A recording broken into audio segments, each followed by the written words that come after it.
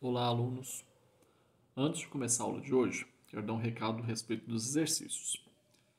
Tanto o exercício que eu já enviei quanto os que eu vou enviar essa semana para vocês, nós vamos marcar uma data. Provavelmente, a data será 17 de julho para que vocês me enviem esses exercícios preferencialmente por e-mail. O e-mail dessa aula de hoje, que segue aqui já nessa primeira tela vocês conseguem ver, prof.guilhermemenezes.teorema@gmail.com, vai ser o e-mail que a gente vai ter de comunicação. O outro e-mail que eu enviei nas outras aulas, aquele e-mail ele não está funcionando bem, então por isso eu resolvi criar um e-mail só para as aulas do Teorema. Então vai ser esse e-mail que vocês vão me enviar os exercícios e caso tenha alguma dúvida que não dê para ser colocada no chat do site do colégio, vocês podem enviar também nesse e-mail, tá bom? Aí talvez alguém pode falar assim, eu fiz o exercício, eu pedi alguém para imprimir, um amigo imprimiu, eu não sei como que coloca para escanear, transformar em PDF, eu não consigo enviar no e-mail. Mas eu vou no colégio entregar exercício de outra matéria. Não tem problema. Realizou o exercício, se não tem como enviar no e-mail, pega o exercício e entrega junto com os outros exercícios de outras matérias lá no Colégio Teorema, que assim que eles receberem, eles vão me avisar ou vão me entregar o exercício também, tá bom? Então, não precisa preocupar. Envia por e-mail ou me envia direto lá no colégio. Eu até prefiro, por questão de facilidade de ter acesso a esse material, que vocês enviem por e-mail. Eu também acho que vai ser mais fácil para vocês do que ficarem se deslocando até o colégio, já que a gente está sem aulas presenciais. Outra coisa, exercício de múltipla escolha. Então vou combinar com vocês de como vocês vão mandar. Se eu mandei só, por exemplo, 10 exercícios para poder marcar, aí tem resposta 1A, 2B, vocês não precisam me mandar a folha, vocês podem me mandar no e-mail as respostas. 1A, 2B, 3C, 4D, 5A. Então vocês podem mandar assim. Caso tenha questões abertas, por exemplo, deixei uma questão discursiva, explica o mecanismo de ação do antihistamínico de primeira geração, por exemplo. Aí vocês vão me mandar preferencialmente por Word ou PDF. Tá bom? Qualquer dúvida que tiverem, pode me mandar no e-mail ou pedir algum colega da turma de vocês para poder entrar em contato comigo ou enviar a dúvida no chat direto no site do colégio. Hoje nós vamos falar um pouco sobre antivirais, que são fármacos, também da mesma forma como os antifúngicos que nós já vimos, são fármacos que se destinam a interromper o crescimento de um microorganismo invasor do nosso organismo. Não são fármacos que corrigem problemas fisiológicos do nosso organismo, mas são fármacos que impedem que um microorganismo cresça e cause doença no nosso corpo, tá bom? Antivirais são usados para tratamento ou profilaxia de doenças causadas por vírus. Não se usa antivirais para doenças causadas por fungos. Não se usa antivirais para doenças causadas por bactérias. Somente se tiver algum efeito, algum estudo que se usa algum medicamento, pode, ao longo do estudo, modificar o uso. Mas hoje a gente usa antivirais especificamente para tratar doenças ou, na forma de profilaxia, para doenças causadas por fungos, por vírus. Quem são esses vírus? Vírus são os menores seres infecciosos. Tem uma vida exclusivamente parasitária, ou seja, depende do nosso organismo para se manterem vivos, e tem ácido nucleico, RNA e DNA, com um envoltório proteico chamado de capsídeo. Então são seres muito pequenos, são os menores seres infecciosos, mas também são seres muito infectantes e muito perigosos para a nossa saúde. Hoje nós estamos tendo videoaulas devido a um vírus, o novo coronavírus, que é um desses agentes infecciosos, que estão sendo estudados vários medicamentos para eles. Vocês vão ver que vários medicamentos antivirais, mas que eles têm, às vezes, a especificidade para tratar certos vírus. Então, por isso que, como a gente não trata o nosso organismo, para cada vírus, a gente precisa de um antiviral específico. Pode ser que algum antiviral sirva para mais de um vírus? Sim, mas tudo precisa ser passado por teste e usado com cautela. Porque se a gente usa um antiviral para um vírus que ele não é específico, esse antiviral pode causar uma resistência viral e tornar aquele vírus ainda mais potente, mais infeccioso e mais perigoso para a nossa saúde. Aqui nós temos alguns exemplos de vírus, como HIV, da herpes, influenza e aqui um vírus da hepatite A. São imagens muito ampliadas, porque esses vírus são microscópicos. O vírus da hepatite B e o vírus da hepatite C também, só critério de ilustração.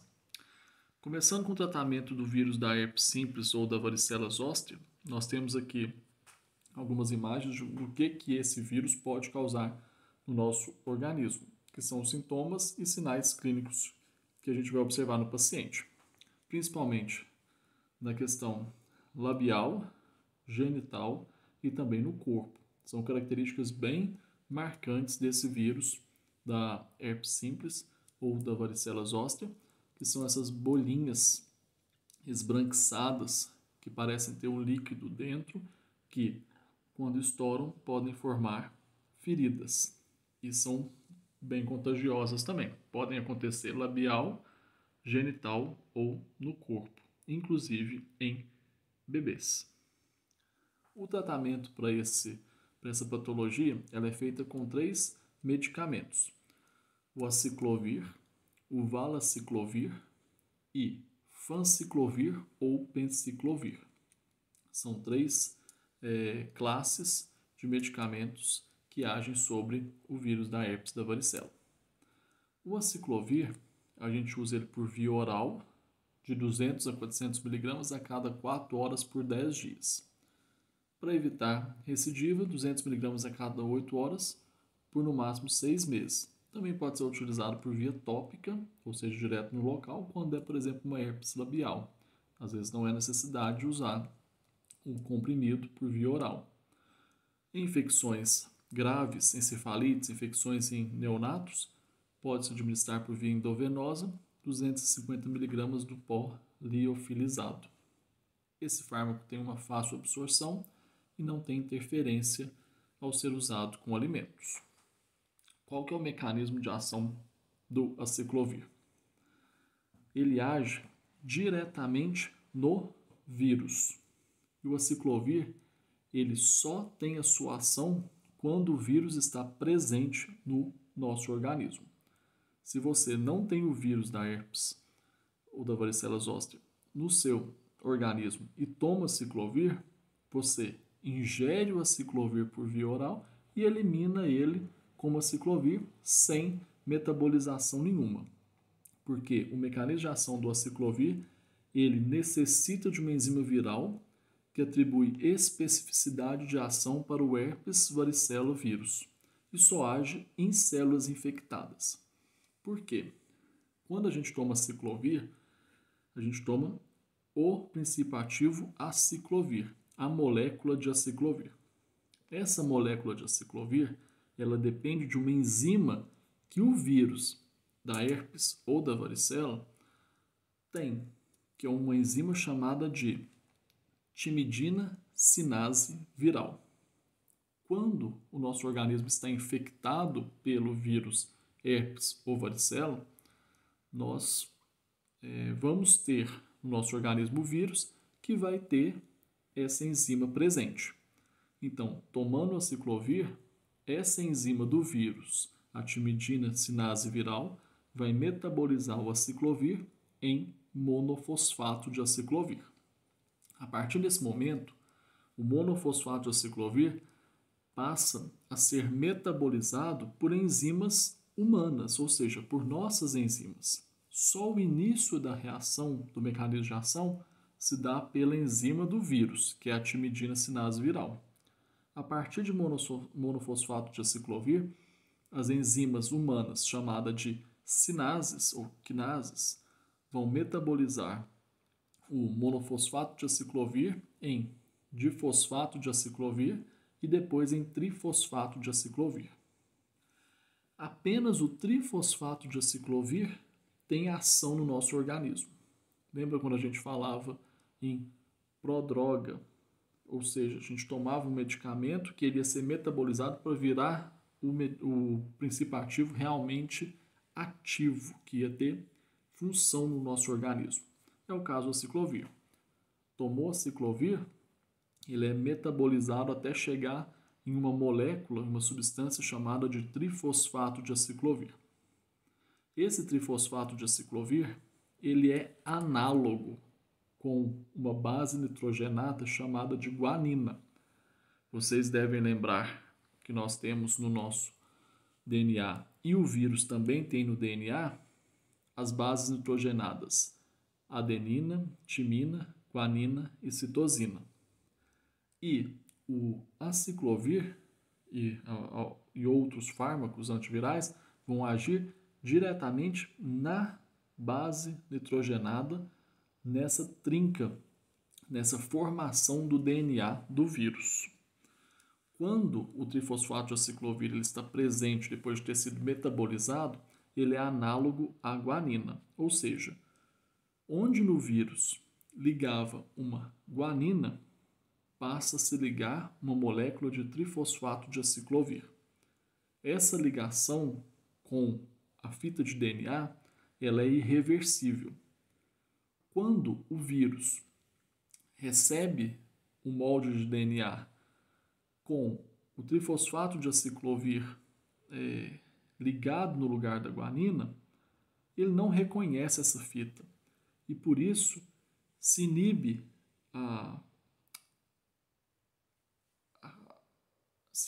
a replicação do vírus, se inibe a formação do DNA polimerase viral, ou seja, interrompe a formação da cadeia de DNA e o vírus para de sintetizar o DNA viral.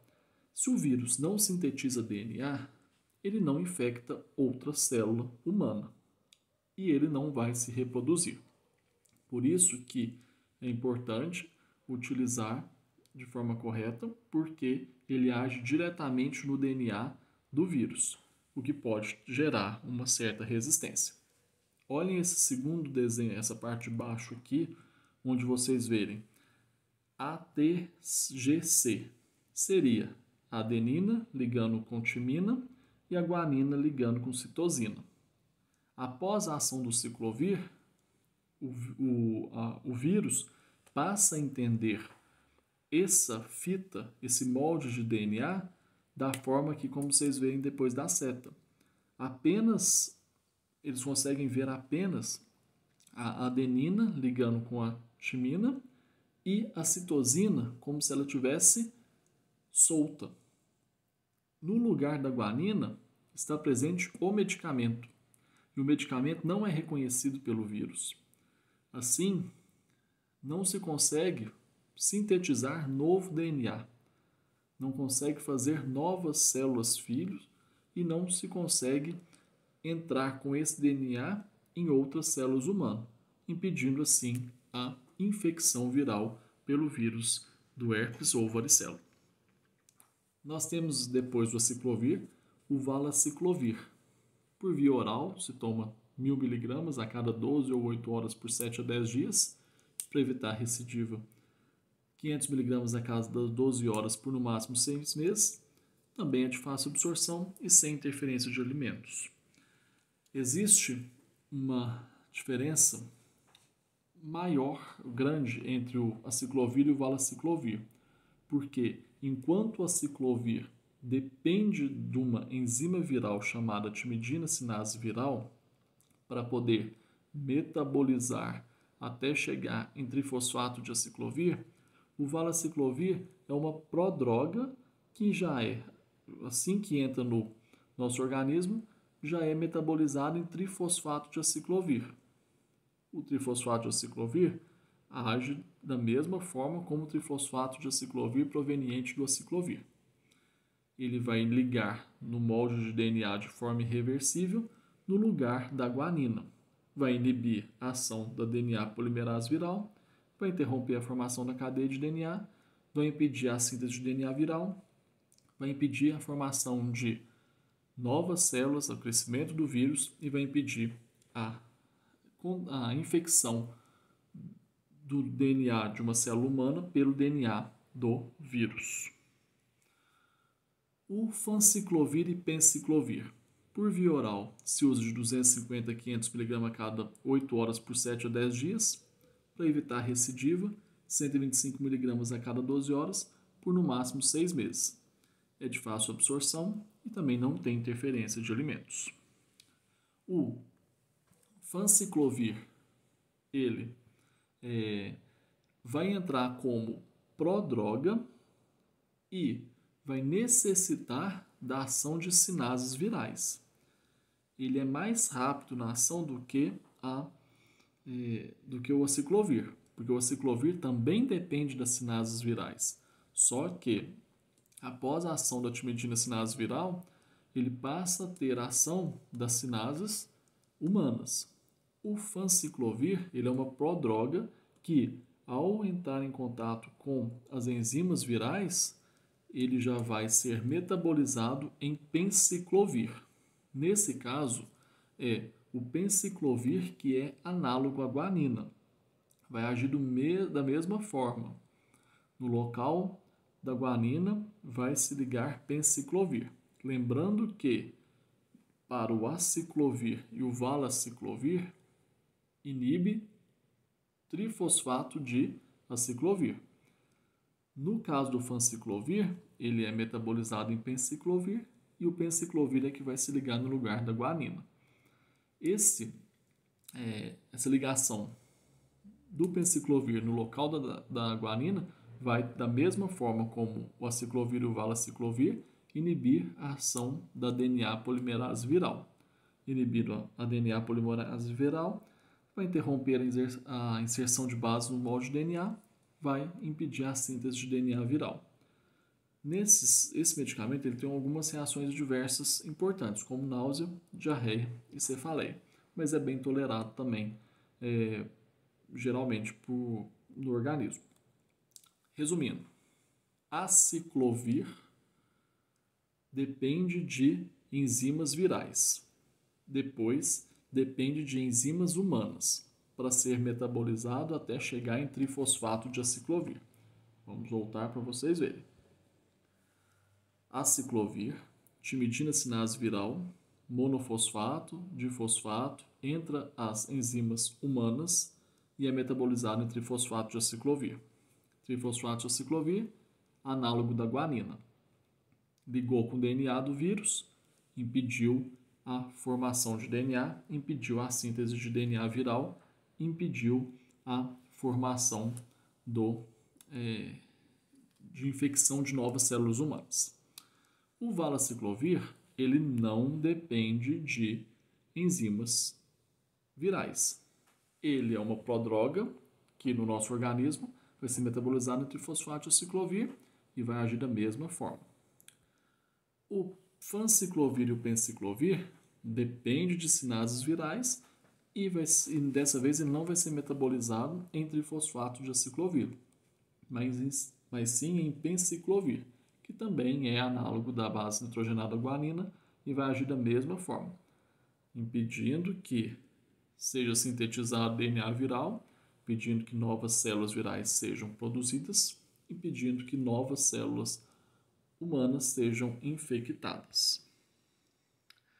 Saindo do vírus da herpes e da varicela zoster, nós entramos no vírus da imunodeficiência humana, HIV. Nós temos estratégias para o controle de infecção pelo HIV, como tratamento, prevenção e imunização. No caso, a gente tem aqui a transmissão do vírus de forma sexual, pelo sangue, por agulhas ou transmissão vertical, de mãe para filho. Dentro desse contexto, nós vamos ter tratamentos, nós vamos ter processos que o governo faz de prevenção e nós temos ainda a questão da imunização, que é uma pesquisa longa de muitos anos que ainda não surgiu o efeito, a produção de uma vacina, mas é estudado sempre questões relacionadas à imunização. O tratamento para o HIV, ele pode ser dado por algumas classes de medicamento. Primeiro, por inibidores da transcriptase reversa. Transcriptase reversa é uma enzima que vai ajudar na formação de DNA do vírus. Exemplos de fármacos dessa classe de transcriptase reversa: zidovudina, didanosina, lamivudina, zalcitabina e abacavir. O mecanismo de ação é inibir a transcriptase reversa, enzimas fosforilativas, sinases virais humanas, fosforilados para a forma trisfosfato, que é o princípio ativo, e vai impedir com que o DNA seja metabolizado, seja sintetizado em RNA. O vírus, através da enzima transcriptase reversa, sintetiza DNA a partir de seu RNA e liga esse DNA ao DNA da célula hospedeira. Ou seja, para fazer a infecção, o vírus entra na célula humana, quando ele entra no corpo humano, ele entra para poder modificar o DNA da célula que ele invadiu. Para isso, o vírus possui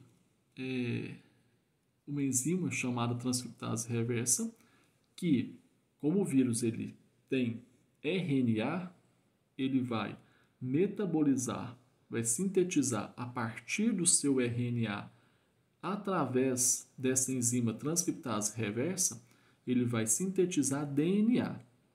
Quando o vírus lança esse DNA no nosso organismo, ele infecta nossas células, que não tinham nenhum problema, infecta o nosso DNA com o DNA do vírus que ele produziu. Aí ele passa a se multiplicar a partir do nosso DNA. Quando a gente inibe a transcriptase reversa, essa enzima, através desses medicamentos inibidores de transcriptase reversa, nós impedimos a síntese do DNA através do RNA viral. Então a gente impede que o vírus sintetize DNA. Sem o DNA, ele não vai conseguir infectar as nossas células. Mesmo que ele se mantenha presente no organismo, ele não consegue sintetizar novas células e infectar novas células nossas. Tá bom? Então tá aqui a inibição da transcriptase reversa. Nós temos inibidores dos nucleotídeos, como por exemplo, tenofovir. O mecanismo de ação dele se dá pela incorporação na cadeia de DNA, levando à interrupção da cadeia. Ele, o tenofovir, é o princípio ativo. Toma-se um medicamento, uma prodroga chamada de disoxiproxilfumarato de tenofovir. Claro que vocês não precisam decorar isso. Mas o tenofovir é o princípio ativo, que também vai se ligar na transcriptase reversa, pulou aqui, e vai incorporar na cadeia de DNA, levando à interrupção da cadeia. O uso é recente, tem poucos estudos clínicos para determinação das características e a gente teve reações adversas notificadas relacionadas aos que são praticamente as mesmas dos inibidores da transcriptase reversa. Mas ainda precisa de mais estudo para poder ver como que vai ser essa incorporação na cadeia de DNA. Porque enquanto a gente estava com o inibidor de transcriptase reversa impedindo a formação de DNA através do RNA, no inibidor de nucleotídeo, a informação já é um pouco diferente. A gente vai interromper a cadeia de DNA mesmo para que ele não possa infectar outra célula. Então, os estudos ainda são novos, é menos usado, mas já tem potencial de ação aqui. Nós temos inibidores de proteases, como saquinavir, ritonavir e indinavir. Proteases são responsáveis pela síntese de proteínas virais capazes de formar outro vírus. Quando o medicamento inibe as proteases, essa síntese de proteína viral ela é interrompida. Sem protease, não tem síntese de proteína viral. Sem proteína viral, o vírus perde a capacidade de formar outros vírus, impedindo assim a reação, a multiplicação, a cascata de multiplicação do vírus. Então, os inibidores de protease são importantes porque, ao impedir a síntese de proteínas virais, nós impedimos a formação de novos vírus. No caso, nem sempre se usa um ou outro medicamento. Normalmente, principalmente para HIV, usa-se um coquetel de medicamentos. Vários medicamentos que agem todas essas enzimas, nucleases, transcriptase reversa, protease, para que, cercando por todos os lados, nós consigamos reduzir ao máximo o poder de infecção de células novas pelo vírus.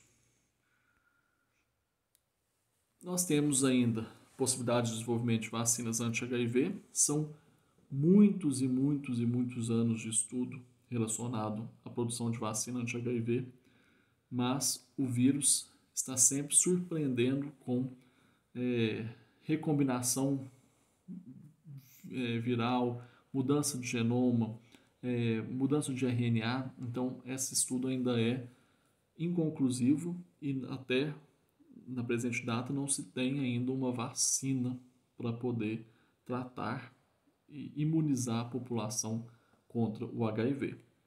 Diferente do que está acontecendo agora com a questão do coronavírus, que tem uma possibilidade muito grande de uma vacina em um período recorde, de menos de um ano de estudo, já ter a imunização, com o vírus do HIV ainda não foi possível. Mas os estudos continuam em várias universidades, inclusive com a participação de grandes universidades do Brasil e dos Estados Unidos, como, por exemplo, alguns estudos da Universidade da Geórgia com a Fiocruz de Belo Horizonte, que ainda continuam fazendo estudos relacionados à vacina anti-HIV. Mas, quem sabe no futuro, apesar de já ter vários anos de estudo, a gente possa ter a imunização do vírus HIV. Nós temos um outro vírus chamado de influenza vírus. Esse a gente já tem vacina e esse a gente também tem muitos anos já de contato com ele. O tratamento para a influenza, nós temos que colocar na balança os cuidados e os medicamentos a utilizar. Pesa-se muito mais na terapia os cuidados do que o medicamento. Então, nem sempre para uma gripe viral o medicamento é o mais importante. Por quê? Porque o vírus da influenza é uma infecção autolimitante, que varia de 7 a 10 dias pós-infecção. Depois do período de infecção, a gente vai ter aproximadamente 7 a 10 dias de infecção. E ela é autolimitante porque o vírus influenza tem uma baixa capacidade de replicação e tem uma imunocompetência. No caso, os cuidados com o paciente com influenza, ele deve ser mais considerado do que o uso de medicamentos. Tratamentos e cuidados. Hoje a gente já se fala muito em isolamento. Se vocês, não é uma questão de artigo científico, tá? Uma opinião que eu coloco aqui como a gente está vendo. Ainda não tem nenhum estudo que fala sobre isso. Mas nós estamos mais isolados nesse período. E nós estamos usando máscara. Nós não estamos tendo contato com muitas pessoas, aglomerações e pessoas doentes, correto? Inclusive, nesse ano, até agora, o número de gripes comuns por rinovírus, influenza, seja qual o vírus seja, ou até mesmo uma infecção mais leve, está muito reduzida. Porque até para a influenza, até para o rinovírus, até para uma gripe comum, o isolamento da pessoa doente, ela é importante, porque quando a pessoa está com influenza e vai para o meio, para um local onde tem muita gente, ela consegue infectar algumas pessoas. É o caso do coronavírus. Por isso que é tão importante, nessas questões de vírus respiratório, o isolamento. Além do isolamento, para o paciente infectado com influenza, é importante o repouso, a hidratação e a vaporização, principalmente com solução fisiológica. No caso do coronavírus, alguns estudos não recomendam a utilização de vaporização para o paciente diagnosticado, confirmado com coronavírus, porque essa micronebulização pode espalhar o vírus pelo ambiente. Então, no caso da influenza, a vaporização é muito útil.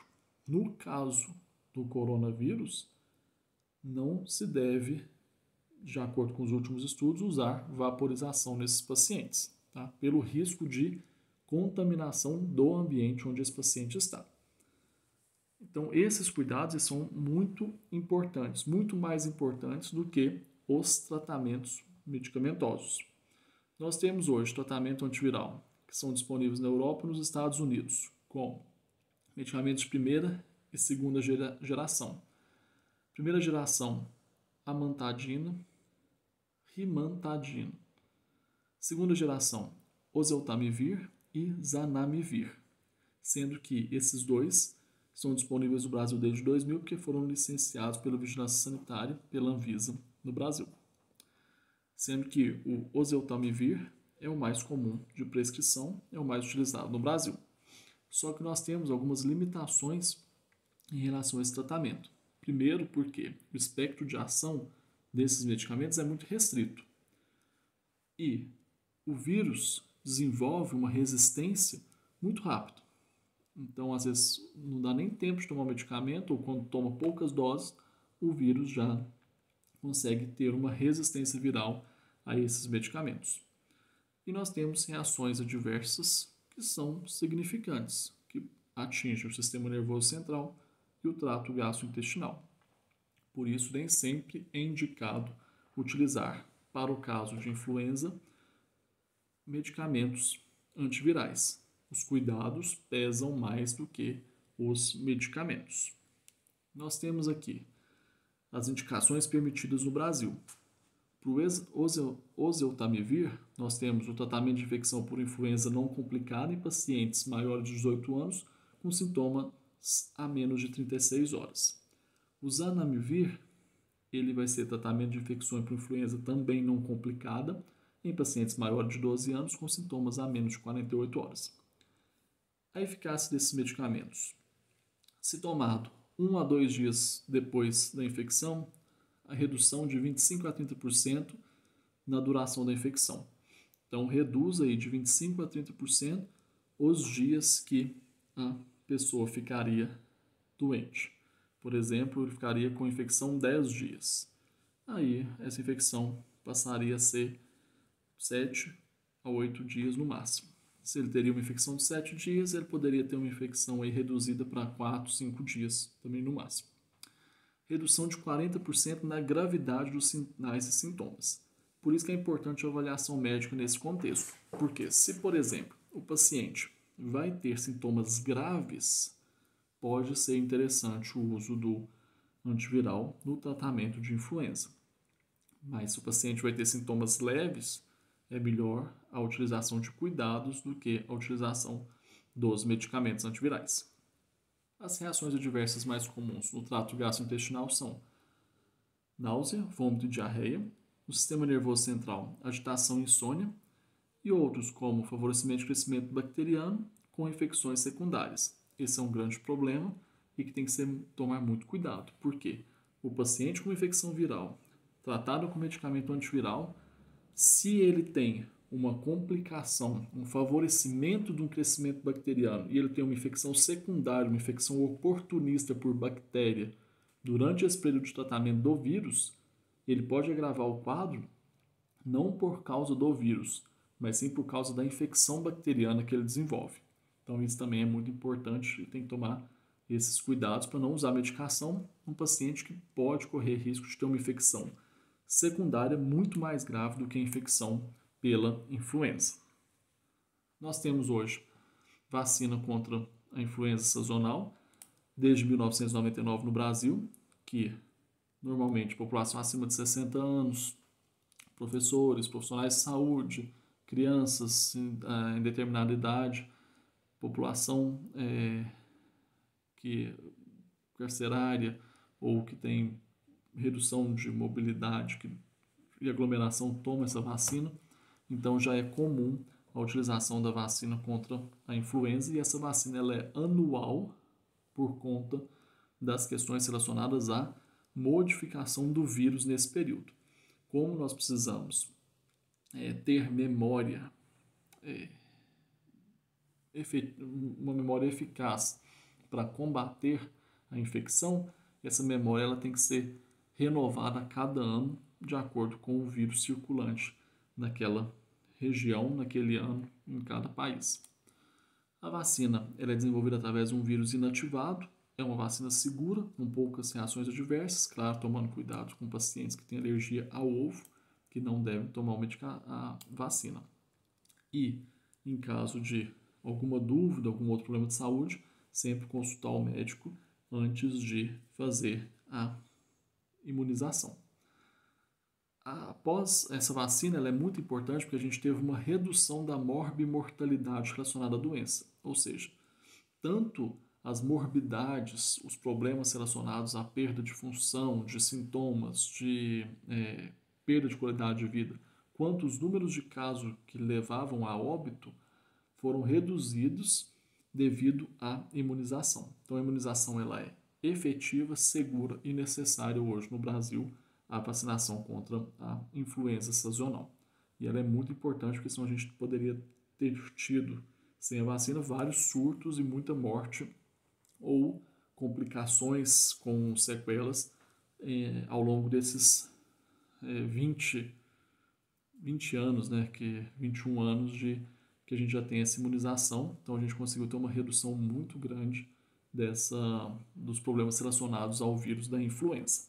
Tomara que a gente também tenha agora a vacina para o corona, para a gente poder ter essa imunidade adquirida através da vacinação, para poder ficar livre também do vírus, igual a gente ficou livre do vírus da influenza também.